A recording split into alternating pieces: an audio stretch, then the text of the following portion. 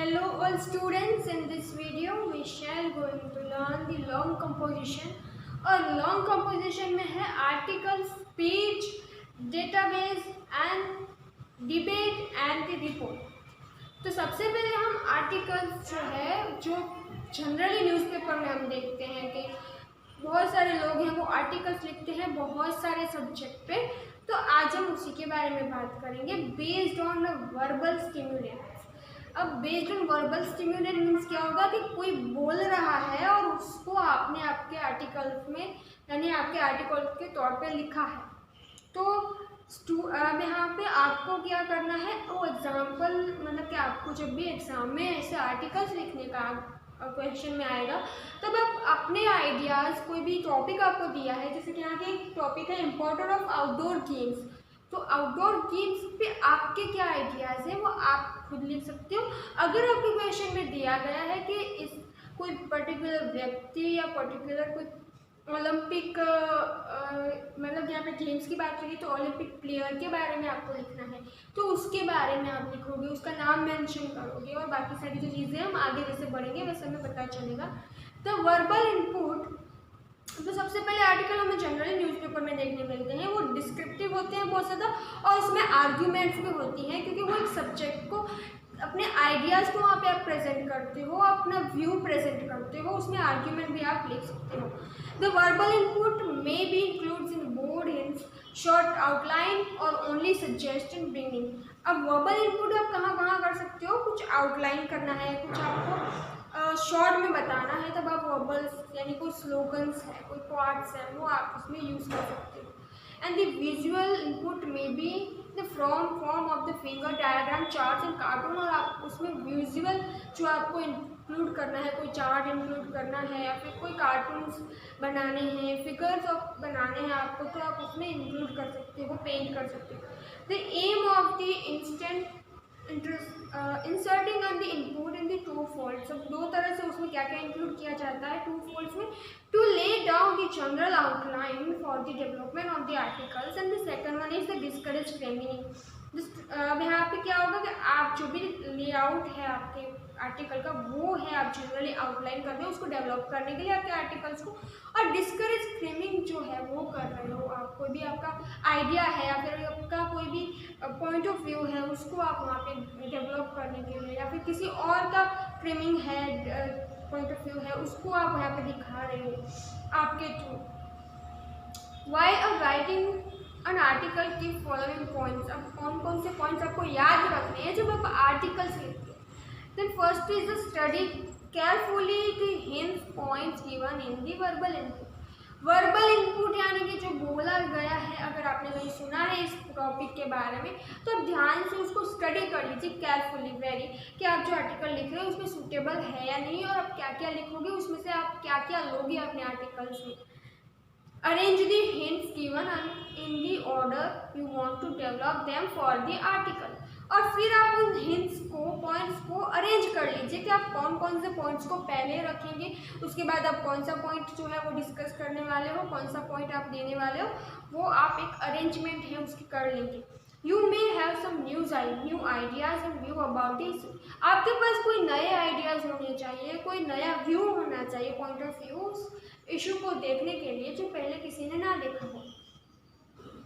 Note down your ideas, फिर आप ideas अपने नोट डाउन कर लीजिए और उन्हें ऑर्गेनाइज करके आपकी जो आर्टिकल है उसमें अच्छे से ऑर्गेनाइज एंड क्लियरली लिखिए।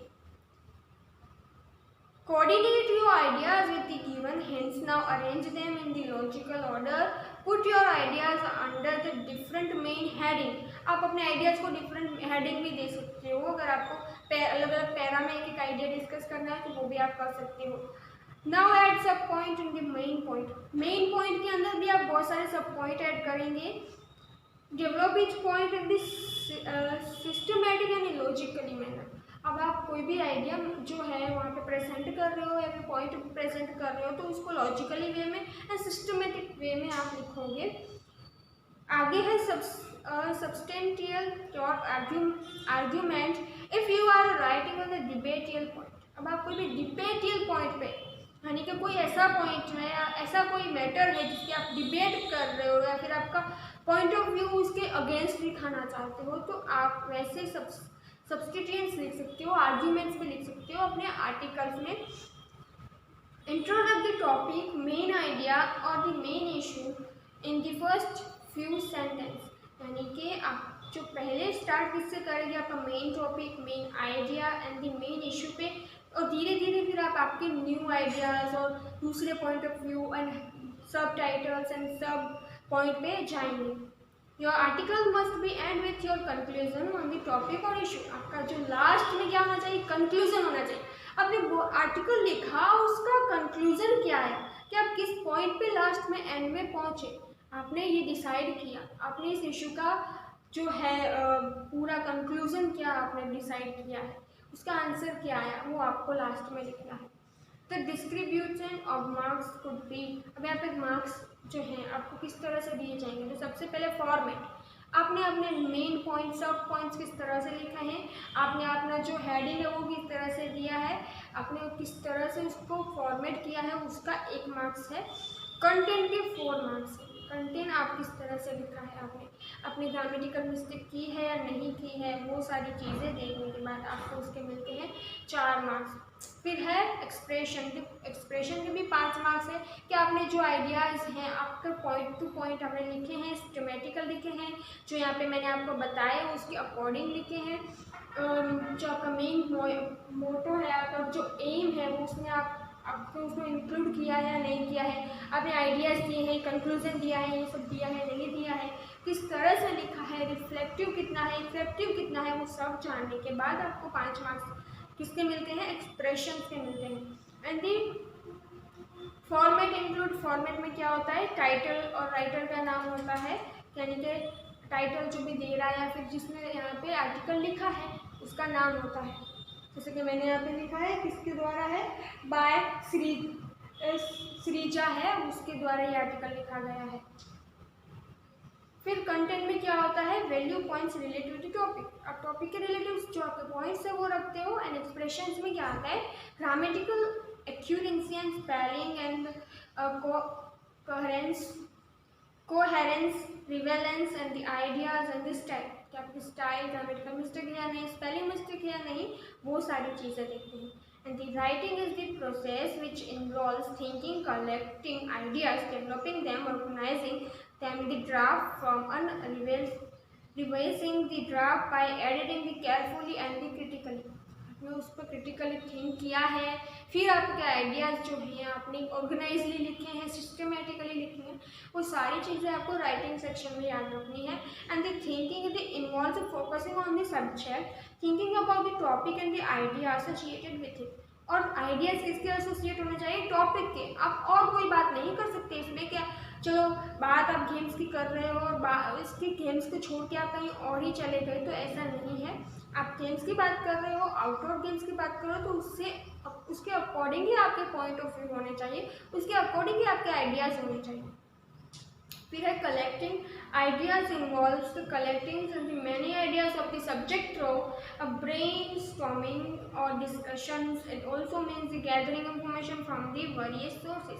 आप अपने पॉइंट ऑफ व्यू के जो आइडियाज़ है वो बहुत सारी जगहों से आप उसको जो है ले सकते हो, इंक्लूड कर सकते हो, और आपके खुद के आइडियाज़ भी आप पॉइंट ऑफ व्यू उसमें रखेंगे। Draft is the early version of the organise process of writing. आप कोई ड्राफ्ट लिख रहे हो, आप कोई ड्राफ्ट कर रहे हो, उसमें इंक्लूड, तो वो भी आपको ऑर्गेनाइज करके करना है।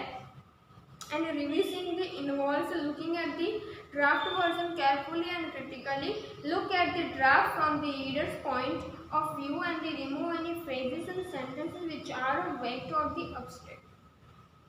फिर यहाँ पे essential feature the good composition लिखा है, the coherence, flow, relevance and order and inclusiveness जो है, आपको सारी चीज़ों का ध्यान रखना है। यहाँ पे मैंने यहाँ पे एक एग्जाम्पल लिखा है, importance of the outdoor games, तो उसका अगर हम एग्जाम्पल ले तो इसमें क्या लिखा है, importance of the outdoor games by Shreeja. It is a said that all work and the play makes Jack a dull boy. Sports and the games are instrumental in improving not only our physical but also mental health. Sports increase our concentration power and the build personality. Unfortunately, in India, value of sports remaining unappreciated. Sports lovers are the regarded in the inferior light than the academical enlightened person. The natural enthusiasm of children for the robots and the healthy outdoor games is thus damped. Thus, only few children are inclined to make career in sports. अब यहाँ पे बहुत सारी details और दी गई हैं, वो systematically दी गई हैं। सबसे पहले बताया है एक यहाँ पे छोटा सा क्वार्ट भी लिया गया, all work on the no play makes Jack dull the boy. तो बहुत सारी चीज़ें यहाँ पे इंक्लूड की गई है। फिर अपना पॉइंट ऑफ व्यू पे धीरे धीरे वो आ रही हैं, राइट, जिन्होंने आर्टिकल लिखा है उन्होंने। तो ऐसे ही आप कोई भी न्यूज़पेपर के लिए आर्टिकल लिख रहे हो या फिर आप तो एग्जाम के लिए आर्टिकल लिख रहे हो, तो स्टार्ट आप वहीं से करेंगे। कोई क्वार्ट्स है या फिर कोई ऐसी चीज़ है जो आपको उसमें इंक्लूड करनी है, जो वर्बल हो, आपने सुना हो कहीं पे ऐसी कोई क्वार्ट्स हो या फिर ऐसा कोई मैसेज हो, वहाँ से शुरू कर सकते हो। आपको ऐसी लाइन हो तो आउटलाइन आप उसमें डाल सकते हो। एंड आपके पॉइंट ऑफ व्यू पे आप धीरे धीरे आगे आएंगे सिस्टमेटिकली, ऑटोमेटिकली, एंड लास्ट में आप कंक्लूजन दे रहे हो कि क्या होना चाहिए इस प्रॉब्लम का सॉल्यूशन। तो हमारा जो ये लॉन्ग कंपोजिशन का आर्टिकल जो है वो यहीं पे कंप्लीट होता है। आगे हम स्पीच, डिबेट एंड रिपोर्ट के बारे में डिस्कस करेंगे। आपको जो मैंने बताया वो चीज़ें ध्यान रखनी है जब भी आप आर्टिकल्स लिखते हो। तो आप आर्टिकल्स के जो है एग्जाम्पल ढूंढेंगे न्यूज़पेपर में से, आपको कहीं से भी मिले इंग्लिश, और उसको आप अपनी बुक में लिख सकते हो कहीं से भी। जो आपको है मैक्सिमम 10 आर्टिकल्स आपके बुक्स में लिखने हैं। तो 10 आर्टिकल्स अगर आप अलग अलग सब्जेक्ट पे लिखेंगे आप अपने बुक में, तो आपको क्लियर हो जाएगा कि आर्टिकल्स कैसे लिखे जाते हैं। आगे का पॉइंट आप नेक्स्ट वीडियो में पढ़ेंगे। तब तक के लिए have a nice day, thank you and take care.